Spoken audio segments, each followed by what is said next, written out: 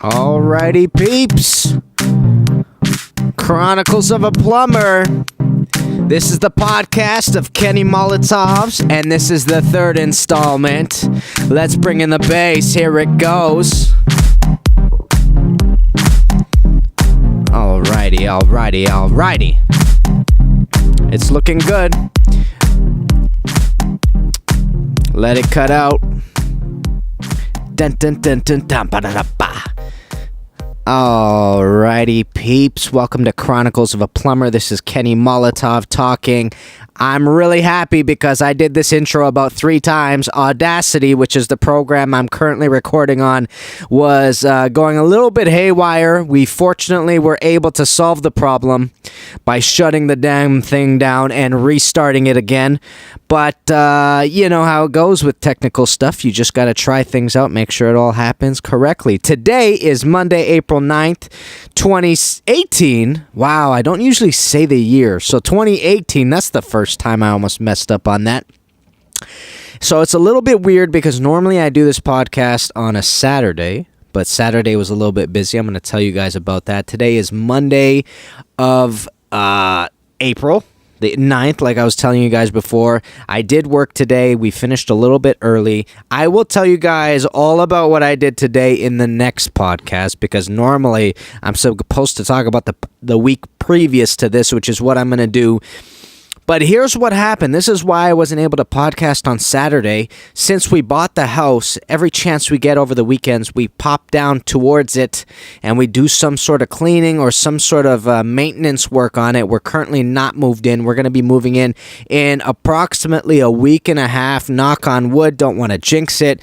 The reason we're not moved in is because the house is currently in a state that we need it to be updated to. So what I'm trying to say is that the house has baseboard heaters, which is electrical, and the way it works in Ontario here is that electrical heating is a little bit too expensive. It's on the pricier end. So what we're doing is we're spending a little money, investing in the property a little bit to convert it to heating with gas heating, which is the cheaper form of heating here in Ontario. So we got our gas guy in. We have a good guy that we normally work with, and we asked him to come down, check out the house, and see what his thoughts were on the entire thing.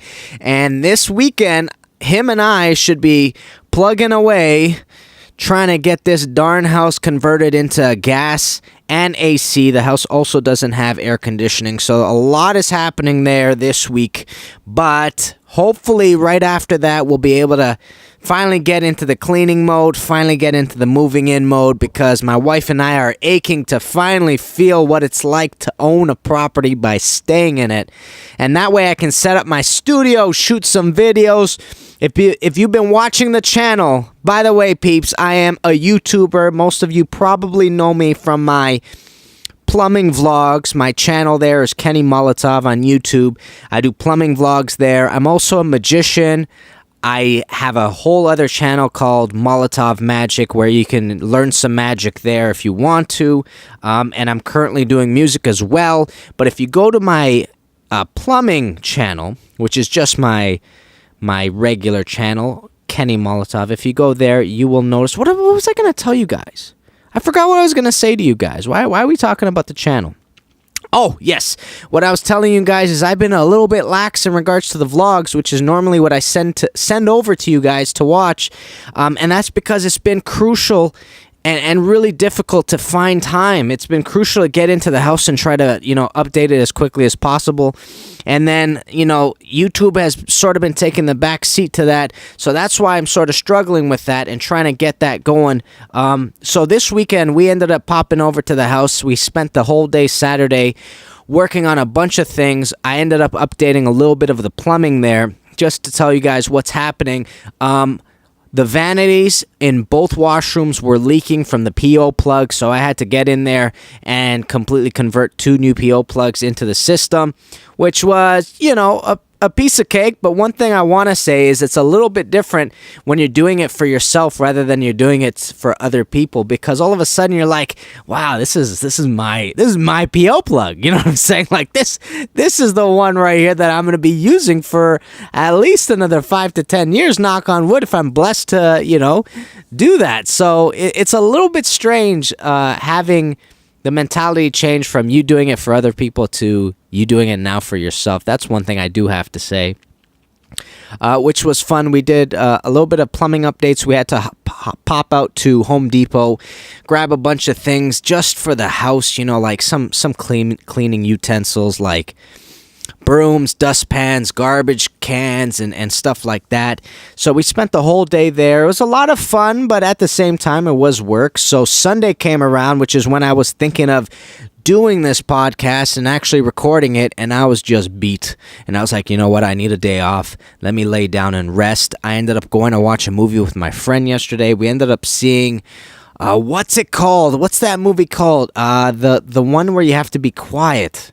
I'm going to look it up right now for you guys. It was really good. The one with Emily Blunt and her husband. Man, the name is escaping me. A Quiet Place? Is that what it's called? Oh, the app is taking forever to load here. I'll tell you right now as soon as it loads. But I have to say, the reviews are off the chains, and it did not disappoint. It is called A Quiet Place. That's right. Peeps, if you're into horror movies, check that movie out for sure. Let's talk about what's been going on in plumbing as of the last week that I haven't been speaking to you guys. It was a crazy week, actually. We started off sort of quiet, and then it got way more and more intense as the week progressed. Then we'll look into my Instagram. By the way, peeps, if you're not already connected, you could go on to Facebook. You can find me at Kenny Molotov. If you go into Instagram, I am Molotov_plumbing. That's my Instagram channel. I also have a personal account, which is Kenny Molotov. If you guys want to do that as well, by all means. But Molotov_plumbing is more branded towards the plumbing aspect of my life. So check that out for sure. All right, what do we do? Oh, peeps, we got to talk about something. Last Monday and then last Friday were two of the exact same jobs in different sections. I got to talk to you guys. Have you ever heard of a transite pipe? Do you know what this is? Transite refers to the material being used, and transite is basically a pipe that's made out of... Drum roll, please. It's made out of something really bad for you. It's made out of asbestos dust, from what I understand. So, what's going on in this one building that we're currently working on, and it's a building that we've been servicing for a few years now. They came up to us once and they said, look, this pipe, this pipe right here is leaking on us. So we take a look, and it's a storm pipe. So it's for the storm drainage system, which means that all the precipitation that occurs from the environment, whenever it rains on the building, there are pipes designed in the building to get rid of the load of that water, that rainwater, and it'll take it out into grade, or it'll take it out into a manhole, a storm manhole, if that's the system that's currently in place. And these pipes, over time, like everything, end up getting old, and their seals end up basically... get lost. They sort of deteriorate over time. So what ends up happening is people call us in and they go, look, man, this storm drain is leaking. I'm going to look up transite pipe right now. Transite. Hold on. Because I want to tell you guys exactly... Yeah, right here, transite pipes. I want to read to you guys. Hopefully there's a Wikipedia page that's right here. All right. Transite pipe is an asbestos cement product which has been used for both HVAC ducts and for chimneys or flue materials to vent gas-fired appliances. This document assists building buyers, owners, or inspectors who need to identify asbestos material or probable asbestos in buildings by simple visual inspection. What website? This is Inspectopedia. Asbestos cement. So, here's basically what was happening, all right? So we've replaced this pipe on different floors throughout the entire building, and it's the exact same line of storm drainage. And what's occurring is the seals that used to hold are now currently deteriorating. So we're seeing that water is basically leaking over this asbestos pipe. Now, the difficulty with this is that it's going into people's units. So the building has to actually repair this damage, because I don't think it's in the contract with the tenants that the tenants have to take care of this pipe. I think that's a building specific thing. So these pipes, the way these transite pipes were designed is that the pipe tapers at the end, and then you get a coupling that just pops on over it, and I think the coupling has a rubber seal to it. And over time, this coupling will deteriorate, and this seal will deteriorate. It'll dry out, and it won't have that sealing power that it normally has, and basically water will be able to get through that crack, and then it'll go all over the pipe and wherever it ends up. And it was in a couple of units, so we ended up replacing 2 of these last week, peeps. I repeat, 2 of these. We had one that was on like level 5 and 6, in between there. Now, here's what you have to do in order to replace this pipe. You got to remove the toilet out of the washroom. You got to cut behind the toilet, and behind the toilet is where this pipe sits. So you have to do that on 2 floors because it's leaking in between them. So we did that on floor, I think 3 or 4 last week. And then we actually went ahead and we started testing the system. So we went up to the roof with a hose that was connected to water, and we started draining water into this pipe. And after we did the repair, we were draining this water, and it looked perfectly fine. There was no leak anywhere. It was awesome. We were like, okay, perfect. Lo and behold, a couple of days later, it starts to rain, and this rain starts leaking not in between floor 3 and 4, but between 1 and 2. So now you gotta sit back and go, how the heck is this happening? This is crazy. Like there's no way we can determine whether we did anything wrong on those floors, because it was actually 2 levels below where the pipe started leaking. So I don't know why it didn't show last time when we did the test, but it didn't. But when that water came in from the rain, we ended up seeing that. And then we went up to a different section. There was another 90 that was leaking there. So we had to do that on the Monday. And I'll get to the Friday later, but let me tell you what else has been happening. On the Tuesday, hold on, I'm getting a phone call, peeps. It's kind of horrible timing. On the Tuesday, we ended up going to do a bunch of different calls.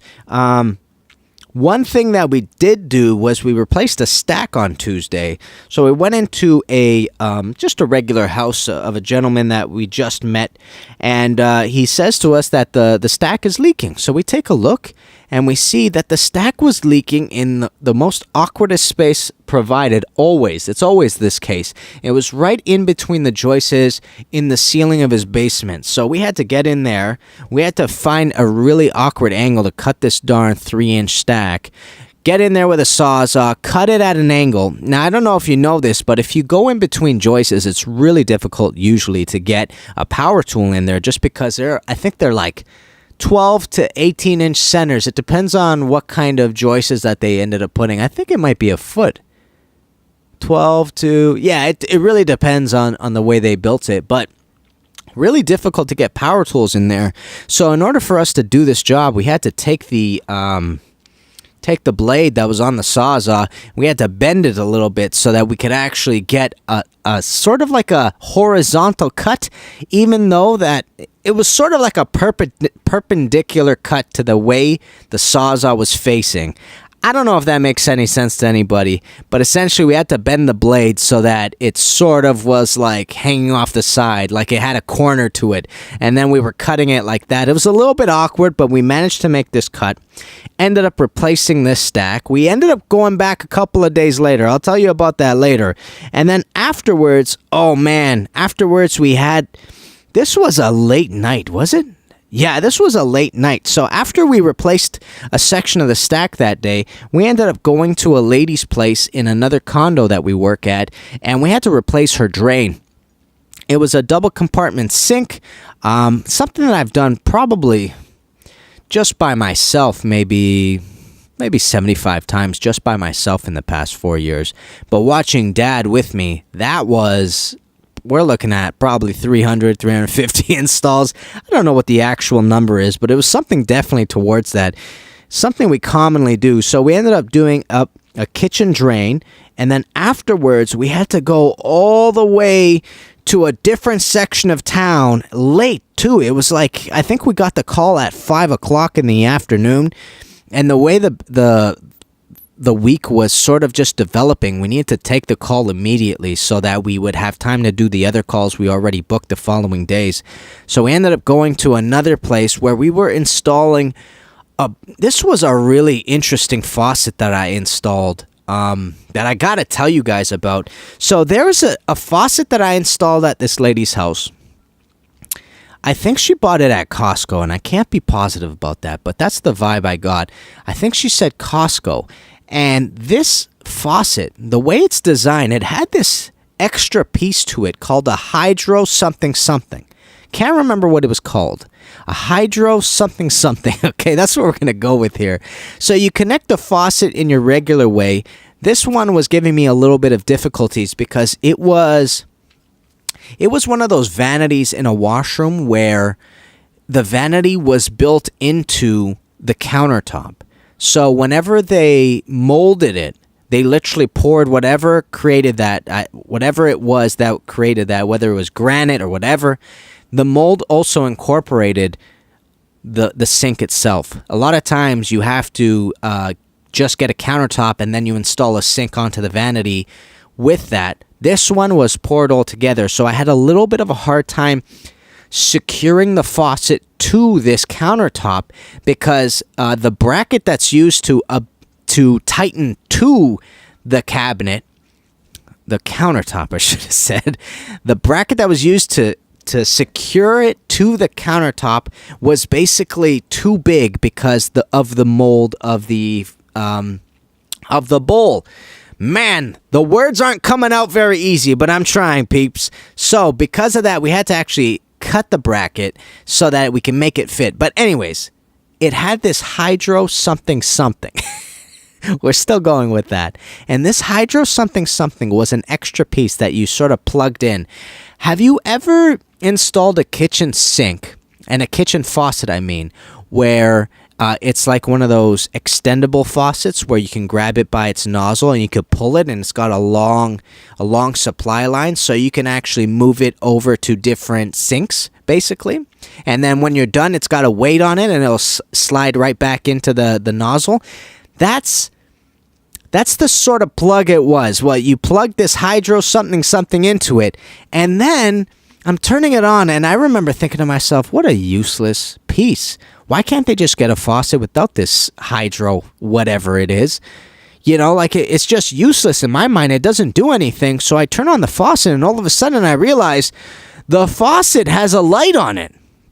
And I'm thinking to myself, what the hell's going on here? I didn't install any electrical into this, so maybe I'm going crazy, I'm thinking to myself. I turn it off, I turn it back on, it's got a light on it again, but it's a different color. I turn it off, I turn it on, it's a different color again. So this hydro something something, I think, was actually generating electricity and actually creating this LED to turn on. And that's when I went, man, I thought it was useless, but it's actually kind of cool. So when water runs into the system, I guess it rotates some sort of propeller that eventually generates a little bit of electricity enough to light up this faucet. And I was thinking to myself, you know, if I just knew what it did, I would have been so for this thing. And right now, let me tell you, if I ever come across this faucet again, I'm definitely getting one for the house. That is so weird. That is the first time I've ever said that sentence, by the way. I'm getting it for the house. It's just such a weird line you hear parents say. I've heard my parents say that forever. Now I'm saying it because I'm a homeowner. It's so weird. Anyways, so we did that. We ended up finishing around 6 p.m. Probably got home around 7 p.m. Wednesday was the real big killer. Wednesday was the one that beat our butts to death, man. We had a really late night. We got home around 8 p.m. on Wednesday. Oh, I don't even know. Should I get into this? All right, I'm going to get into this, okay? So that was Tuesday when we were installing that awesome faucet. Last week, Wednesday, We ended up going to a house that we've been servicing for a few years. This lovely, sweet Greek lady, I bless her soul. I am in love with this lady because she's such a sweetheart. She's one of the most fragile people I know, but at the same time, she's a fighter. And I think that's what I really am in love with about her. Even though she's sort of really petite and really soft-spoken, you can tell that she's got a lot of grit to her. A lot of grit where she'll get her hands dirty, she'll start doing the work herself sort of thing, and there's something really admirable about people like that. So here's what happened. I need to tell you the story because it's a little bit of a long one, and it's really worth noting because there's something that you learn in this. So check this out, okay? This lady has a couple of tenants, okay? And the way we know her is she's called us over the years because the way the pipes were designed underground for some reason are a little bit weird. I don't think a licensed plumber did this when she did the renovation to the house, and she did the renovation about 10 years ago. So every year we come back at least once to snake the toilet drain. And I don't mean just auger it. I mean pull it out, throw the K1500 in, which is our biggest drain machine. And for the life of us, we couldn't figure out what was going on and why it's doing that. And she sort of told us, she goes, look, I've lived in this house 25 years. This is the first time it's ever happening. She thinks the tenants are just throwing stuff down that shouldn't go down or maybe using too much toilet paper or whatnot. But that's not what the issue is. Here's what the issue is, okay? So this is what happens. She calls my dad the other day, and my dad knows a bunch of different tradesmen, right? It sort of comes with the territory. After a little while, you'll eventually know a heating guy. You'll eventually know a drywaller or a tiler or whatever. And you start meeting a bunch of people that you end up liking where you call them when you need them. They call you when you need them. You refer them when a customer asks. They refer you when a customer asks. It's really useful to have sort of like an extended team if you need one, you know what I'm saying? So this lady approaches us and she goes, look, we're having water seep into the basement, and we've had this issue before. We went outside, she told us, and we started grading the earth a little bit so that the water goes away from the house, and it cleared it up. And this happened only a couple of years ago, and now it's happening again. So she turns to us, she goes, I need waterproofing done to my house. Do you guys know anybody? Now, my dad and I know a bunch of people, but one specific gentleman that's perfect for this job. We referred him to her. She loved him right away. She told him the issue. But there was a moment where both my dad and this gentleman were like, look, I know this is what you think it is, but maybe it's best that we inspect the house first. Maybe we'll figure out something else. And she was adamant. She was like, no, I already know what it is. We fixed this issue a couple of years ago, but we need to do an actual waterproofing. Last time we just graded the earth a little bit and it helped, but let's do it legitimately this time. So, you know, my dad and his friend say, okay, no problem. They start the work. They gave her a price. She agreed. They start the work. She gets it done. Guess what? There's still a leak in her basement. You know, and she's like, what the hell's going on? And this and that. And my dad's like, what the hell's going on? And this gentleman that's our friend, he's like, I don't know what's going on. So we end up basically get called in to figure this out. What the hell's going on? So if you go to my Instagram, by the way, you'll be able to see the picture there. There's a picture that I have of us taking, basically, you know that thing that turns the water blue in your toilet? You ever seen one of those? You usually put it in the tank, and it creates a blue sort of color on it. Well, that's exactly the same thing that we used to start troubleshooting where this leak is coming from. So if you go to my Instagram, you'll see a picture that says, troubleshooting leaks today, wish us luck, fingers crossed. And in there, I'm showing you how we're filling up the bathtub with this blue, I don't know what to call it. It's basically a material that turns the color blue. And we're filling it up and we're draining it. And we're doing this to ascertain where exactly the leak is coming from. So we get upstairs into the main floor, I should say, not upstairs. We go to the main floor and we fill up this bathtub with this blue liquid and we start draining it. And then we go downstairs in the basement to see if there's a leak. So we look downstairs, there isn't a leak. Okay, so we do it once or twice, and we go, okay, it's not coming from the upstairs washroom. Let's go further up. Let's go to the second floor where she has tenants as well. We go to the second floor, we do the exact same test. We fill up the bathtub with this blue liquid. We start draining it. Come downstairs in the basement, nothing. There's no water in the basement at all. Everybody's going, what the hell's going on? Because the way the lady's describing it is that every time these guys take a shower, there's a leak in the basement where she has tenants, so she really has to fix this issue. So we do that. Now you got to imagine we filled each bathtub up twice.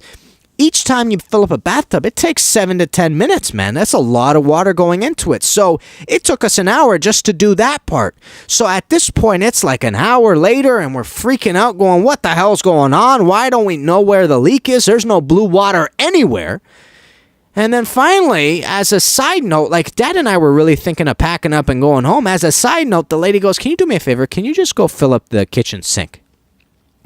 So at this point, anything goes because we're out of ideas. I go up, I fill up the kitchen sink. Within a few minutes, oh my gosh, it's leaking real bad in the basement. So then, all of a sudden, my dad's like, okay, I'm done. My dad got fed up. He grabbed the Sawzall and he started taking out drywall, friends. He just started cutting across this basement floor, which had to be done regardless. But he was frustrated when he was doing it. But it had to be done regardless because that was mushy drywall. You know what I'm saying? Like, it's gross, and the water hitting it is drain water. It's not the sort of water that you can sort of, turn a blind eye to or whistle away from or whatnot. So anyways, my dad starts cutting open this thing. He goes, go upstairs, fill up that stupid sink and drain it. And that's what I did, and they saw the leak that was happening. I got to tell you, peeps, the leak was ridiculous. I have no idea how this was happening, but here's essentially what happens. And the reason why I said I don't think, excuse me, I don't think it was a licensed plumber that put it together is because everything on this place was backwards. The way the drains were designed was a bit of a disaster. So anyways, the washroom on the main floor and the basement are connected, and those washrooms are totally fine, but the kitchen all the way on the second floor is its own stack that does its own thing. And we found out when I was draining the water from that kitchen sink that there was a T that had completely dislodged from the entire drainage system. Completely dislodged, and water was draining right down onto the floor. Now, I really can't figure out what the hell made that happen. I'm not sure. I don't know how that occurs, because if it's been dislodged for this many years, you would have seen water damage years ago. This wouldn't have just been happening now. This is something that would have been ongoing forever. So I don't think it was dislodged for a long time. I do think this was a recent occurrence. Now, here's the interesting thing. A few weeks back, she had called us in to actually snake that very same stack. So I'm thinking to myself, maybe when we were snaking it, what ended up happening is as we're snaking it, the snake is beating around this ABS pipe, right? You got to imagine, if that fitting wasn't actually glued, if it was just pushed inside really well, it might have not been glued, but been sealed at the same time. And maybe when we started snaking it a few weeks back, that's when it actually dislodged this entire thing. So there's a lot of sort of detective work that's required to figure out what exactly happened here. But we finally found this bloody leak, and guess what? Here's the kicker of this entire situation. Where the leak is happening is exactly the exact same wall where the waterproofing needed to be done. So here's what I have to say about this. I really don't know the story that she was telling us. I don't really understand what was occurring when she said there was water damage years ago because of waterproofing then, and she had to grade the earth, whatever, so that it fixed it. I'm not sure what that problem was, and I really don't know how to sort of put this into the situation. But here's what I want to say as a plumber. You have to sort of be tactful when you approach customers like this, but here's what you have to do. This is the moral of the story. Customers don't always have a good grasp of plumbing issues, because for the most part, you're dealing with customers that aren't plumbers. You know what I'm saying? They feel like they know their house better than you, and a lot of them probably do. But at the same time, it is always more useful and beneficial for everybody if you could go in as a plumber, somebody who's been trained in troubleshooting these sort of leaks and these sort of drainage issues, to go in and do your own assessment first, because you could save people money in that way. Now, the way she made it sound was no matter what, there had to be waterproofing. But my dad and I are sitting back going, fuck, if we just, pardon my language, what we're thinking like, damn, if we could have just went in and just, troubleshoot it a little bit, maybe we would have been able to save this lady from paying money to waterproof the side of the house. Now, of course, this isn't our fault, nor is it our friend's fault, the gentleman that we brought in to do it, because we did tell her from the get-go, look, let's do a test. Let's figure out what the heck's going on. And she was like, no, I already know. It's the waterproofing on the side. Dig up that dirt, seal it, put that rubber thing, and then that cork board. Like, she knew what had to be done, and we went with her word. But that's the moral of our story. There have been many times where people have said, hey, my faucet's leaking, or my drain is backing up, or blah, blah, blah. And you go in and you figure out it's not the case. That's where the water shows first, yes. But that's not always the right assertion. It's not always the first thing that you're thinking. And here's the reason why I bring this up as well. Because the very same day, I think, you remember I told you that we replaced that 3-inch stack where it was in an awkward place, obviously, as it always is, in a joist. A gentleman calls us back. He goes, hey, there's water leaking at, I think it was a fitting. It was the clean out at the bottom of the stack. He goes, hey, there's a 45 there, and there's water there. I think you guys need to come in and glue it or whatever. Something happened. So we went back that very same day to take a look at it. So we go downstairs, and we see water exactly where the gentleman's talking about. It's right underneath the clean out, and I think it was a 45 to offset it so it goes into the ground or something like that. So my dad, the guy's like, just glue it, whatever. My dad actually stops everybody, and he goes, give me some paper towel. He wipes off the issue. He wipes off the water, makes it dry, and then he starts telling the gentleman, go run the water. So what ends up happening is when we run the water, we figure out that it's not coming from this fitting. It's coming from the actual cap to the clean out, the cap that you open so you could throw in a snake if you need to. So that's another thing that you got to realize. Like that's the reason why I brought up this moral, is because I myself have been known to listen to the customer. And now look, a lot of times the customers are right, but a lot of times the customers are wrong. And what you have to do is come in with your knowledge and expertise and assess the issue yourself. Troubleshoot it. Verify that they're correct or verify that they're not correct. And that's what my dad did there. And he was able to basically save us a lot of headache just by figuring out where's this bloody leak coming from initially. And it was coming from this cap. We tightened the cap, and just to ease this man's soul, we also did put some glue around the fittings again, just to make sure that they're fully sealed, because he was adamant about doing it, so we did that as well. But we ended up saving a whole ton of headache just by figuring out where exactly it is. So if there's any advice I have as you guys getting in, is if a customer, I got another story to tell you after this, if a customer tells you it's A, the first thing to do is verify it's A. And do that in a tactful way. Come in, they're going to say, no, it's this. You're going to say, sure, let me just do a test to verify.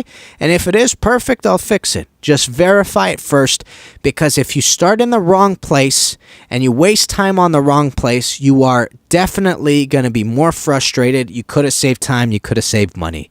So I have another story to tell you. I'm going to try to leave that to the end of the podcast, and the reason why that is because it's on this theme, and this theme is really interesting, but let me get through the week of work, and I'm going to get back to that story again. It's about digging, okay? So remind me if I forget to tell you. So that very same day, We saw this lady. We ascertained what the issue was. We fixed the issue. Then we went back to that building I was telling you about the storm drain, and we went to go see that it was leaking on a completely different floor this time. So we then booked work for Friday. And then right around 5 o'clock in the evening, which is always how it happens, we had to drive from Midtown all the way to downtown, and we had to fix a bathtub drain. Hold on, let me take some tea because my throat's drying up. Now, peeps, I gotta be honest, I am not happy about this drain. This was the day that really kicked our butts because we couldn't recover for the rest of the week. Get into a building we normally service, and lo and behold, there is a bathtub drain leaking on the unit below. So when this lady takes a shower in the unit below, there's 2 showers occurring, one from her shower head, one from the roof, which is dirty water. So she's like, please fix it. And we're like, of course. We come in there, and the moment we try to take off the strainer or the shoe to the bathtub, as I'm trying to rotate this bloody thing off, all of a sudden we realize that it's completely free. In other words, it's not attached to any pipe. It is wiggling around as if it's never been soldered a day in its life, as if it has no solid base to it. So right then and there, we're thinking to ourselves, okay, this is going to be a whopper of work because it's a bathtub in a condo, and this condo has cement under it, and it's back to back with another unit. There's tiles around the bathtub. It's actually easier to break the bathtub, meaning to break all the tiles, replace the bathtub because it's a 30-year-old bathtub. But knowing the way these managers prefer it, they prefer just to have a repair occur. So we're thinking to ourselves, okay, we're going to have to break some tile. We're going to have to be able to stick our heads in and do some soldering. So we got to break enough so that our bodies can fit into this hole and that we can reach our solder and our torch in there. So I'm thinking to myself, okay, Dad's talking about doing this tomorrow. I'm starting to pack up, and Dad's like, yeah, we'll go grab our tools. And I turn to my dad, and in front of the superintendent, who we're comfortable with, and I'm like, are you serious? Dad's like, yeah. I go, Dad, it's 5 o'clock. We're about to open this bad boy up now? You know what sort of work this is? Like, this is a hard job at first thing in the morning of the day. It's going to be even harder at the end of the day when we normally are sort of taking time off. And Dad's like, look, we have the rest of the week booked up, man. We have no choice here. So go grab the tools. We start getting into that mess. And peeps, it's really difficult to work in these sort of small little holes. And I think I said this previously on a really early on podcast before this phase of podcasts that I'm doing. But Dad and I are small Mediterranean men, you know what I'm saying? Like, we could fit in underneath cabinets and stuff like that. Like, thank goodness we have that advantage. I feel bad for huge plumbers, you know what I mean? Like 6'2", 220 pounds. It's hard to get into small little holes like that. So, needless to say, we start doing this job. It was an absolute nightmare because not only do you have to replace the shower drain, the bathtub drain, you actually have to replace the shower control valve after, because in order to get your head back there, you have to eliminate the shower control valve as well. So we finished at 8 p.m. We were totally beat. We got home so exhausted, so tired. And then we ended up going to bed and woke up the next day, and we were just zombified for the rest of the week, which wasn't a long week. I mean, we had Thursday and Friday, but long days like that are really tough on the body. And I could only imagine what it's like for my dad, who's getting up there, right? I think this is his 60th birthday coming up. So, you know, he doesn't have as much testosterone in his body anymore. It starts depleting at age 50. You know, me in my 30s, I do have way more generally than him, which means that my recovery's faster and whatnot. But this poor guy is just getting his butt kicked basically right now. So Thursday comes around, and it was sort of supposed to be a packed Thursday. We were supposed to do a bunch of different things, but we ended up doing 2 remodeling plates. And if you go to my Instagram, you'll see a picture of that there.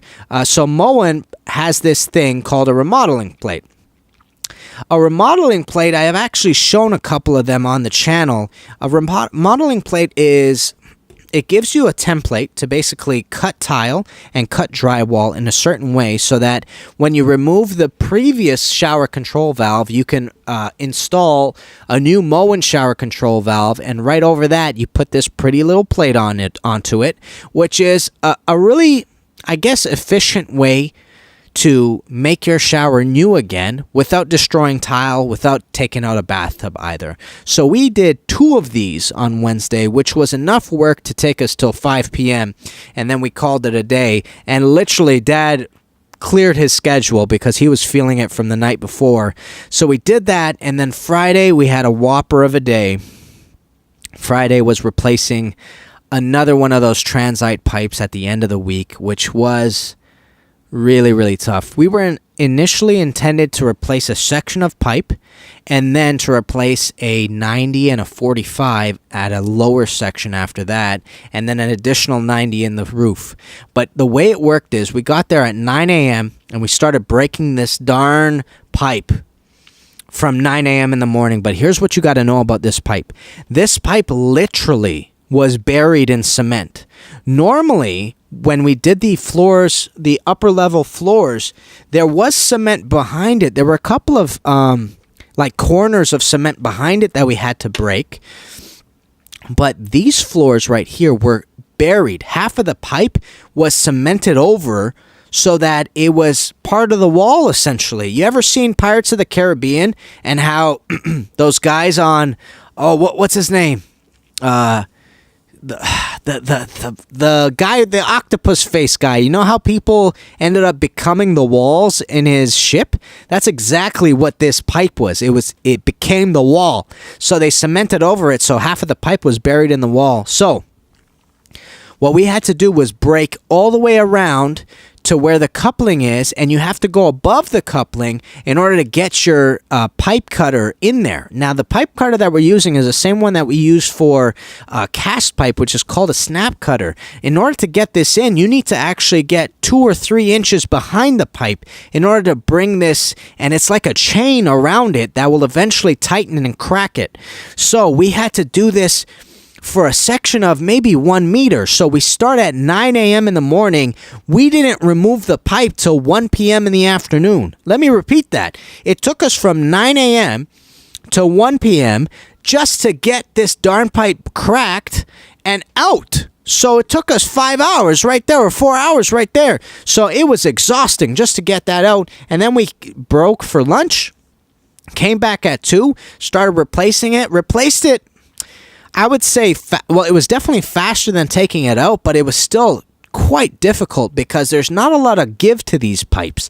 They're really heavy and they don't budge very often. And like I was telling you, they're also cemented in the wall. So when you're trying to get a piece in there, you can't spread the 2 sides, if you know what I'm saying. Like, at least with plastic pipes, if they're not secured, you can actually spread them out and then put them back into whichever fitting you want.